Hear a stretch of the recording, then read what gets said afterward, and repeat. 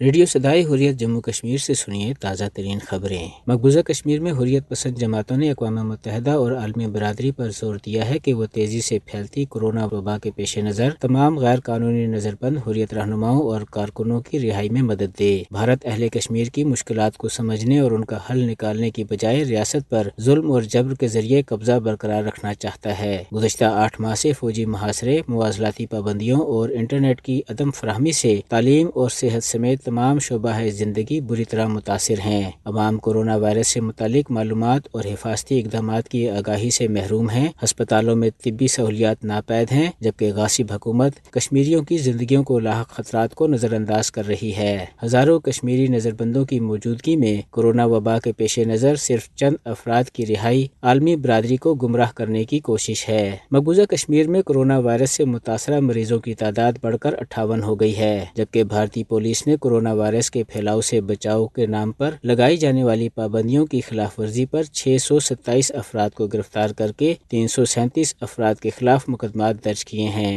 Corona virus سے جاں بحق ٹنگ مرگ کے مریض کے اہل خانہ، جنہیں بارہمولہ میں کوارنٹائن میں رکھا گیا، کہنا ہے کہ ہسپتال میں ان کے ساتھ جانوروں جیسا سلوک کیا گیا اور مریض کو دوائیوں کی فراہمی کے لیے حفاظتی کٹ کے بغیر وارڈ میں بھیجا۔ اس کے ساتھ ہی خبریں ختم ہوئیں۔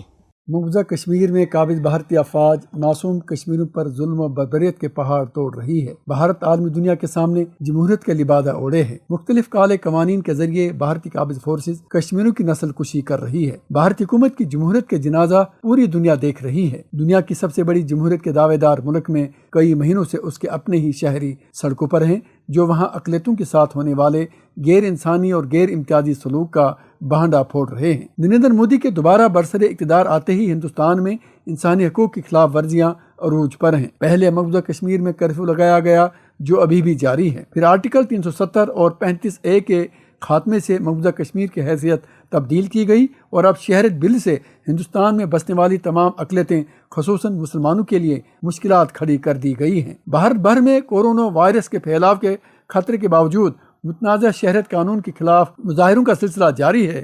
ان مظاہروں میں لوگوں کی شرکت سے واضح ہوتا ہے کہ RSS کا فضائی نظریہ کورونا وائرس سے زیادہ خطرناک ہے، جو ملک میں مذہبی افراتفری کو فروغ دے رہا ہے۔ بھارتی عوام نے جن حکمرانوں کو بھارت اور بھارت کی سلامتی کے لیے چن لیا تھا، اب وہ پچھتا رہے ہیں اور اپنے فیصلوں پر ماتم کر رہے ہیں۔ جب تک بھارت کے موجودہ حکمران مسند اقتدار پر براجمان ہیں، بھارت کی اقلیتوں کا مال و جان اور عزت و آبرو خطرے سے دوچار رہیں گی۔